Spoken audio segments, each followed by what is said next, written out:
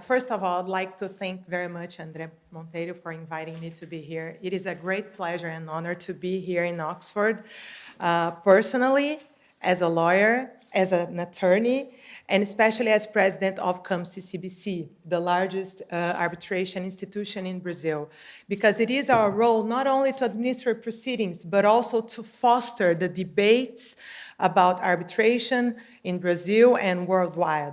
As Professor Gabrielle Kaufman-Koller said, we all come from different backgrounds, so there is no other way than finding common grounds and debate these common grounds. That's why we're here. So thank you very much.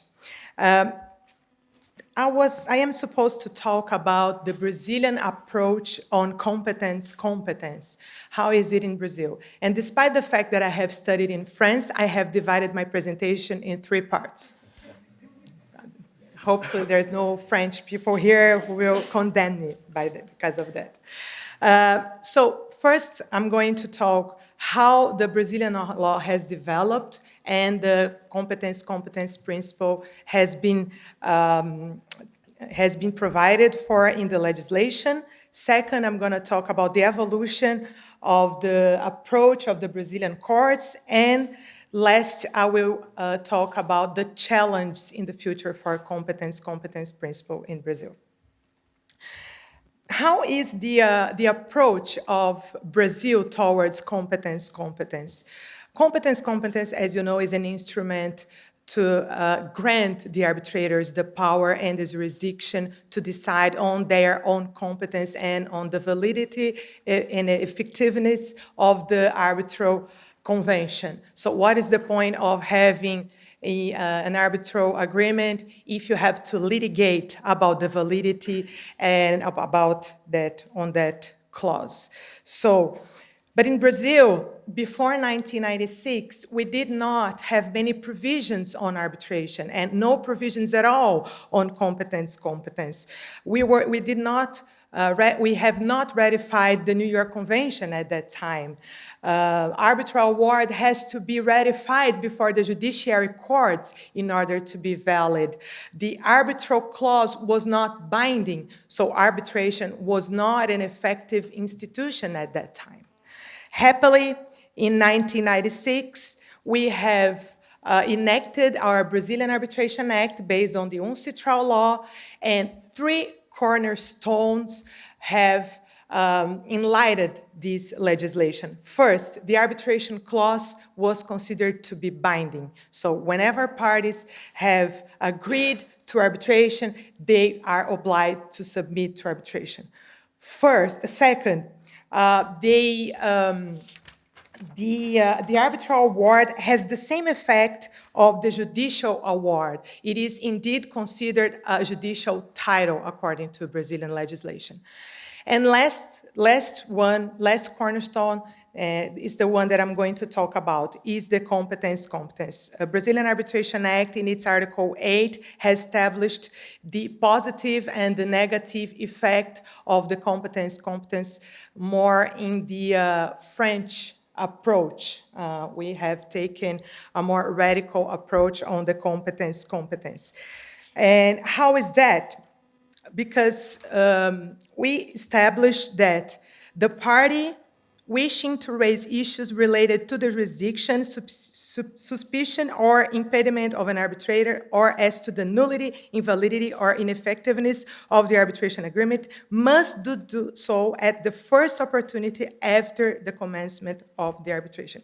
And coming back a little bit in the Article 8, we see that the arbitrator has the power and the jurisdiction to decide ex officio or at the party's request. So in Brazil, not only when the parties request, but also if the arbitrator finds a problem in the arbitration convention, he or she can decide that.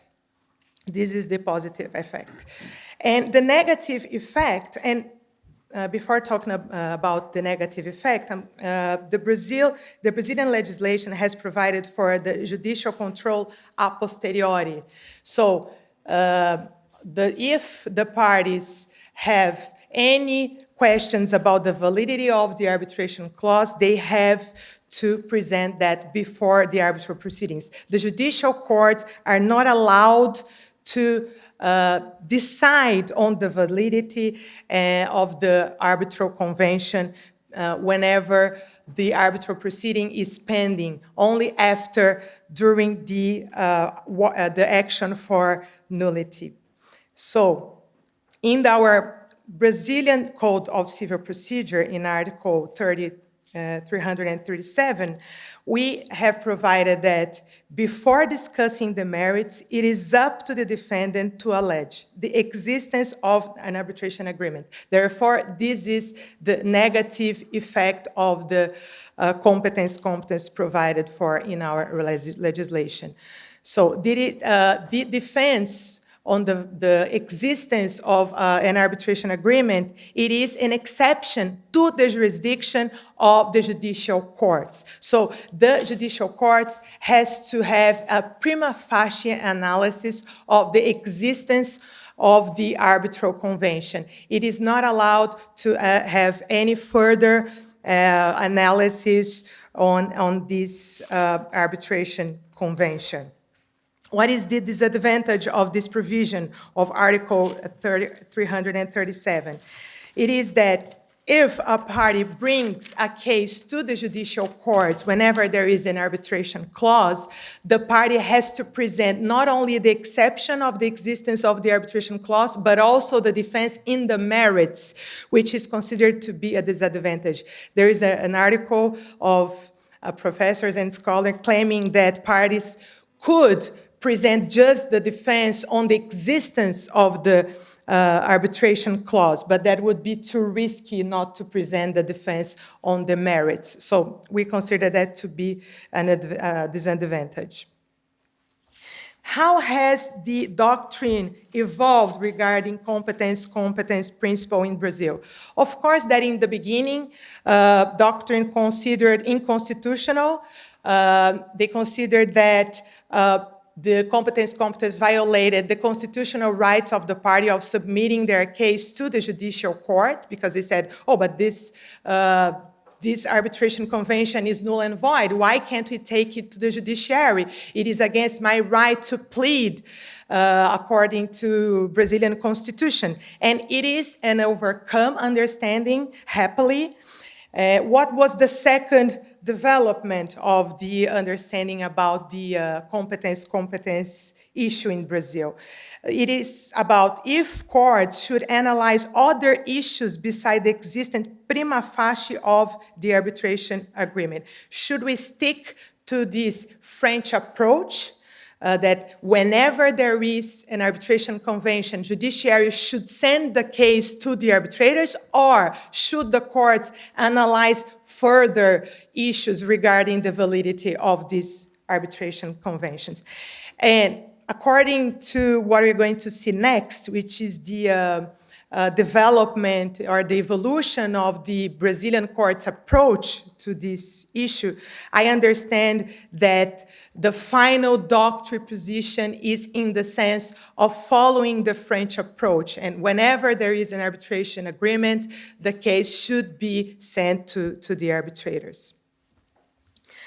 So, there is a funny picture here. What is the opposite of prima facie, right? Hidden, inappropriate, implausible, impossible, improbable, because it is very hard to define what is the opposite of prima facie, because when you say it's not a prima facie analysis, of course you are going to the merits to see if that arbitration clause is valid or not. So it's very hard to say.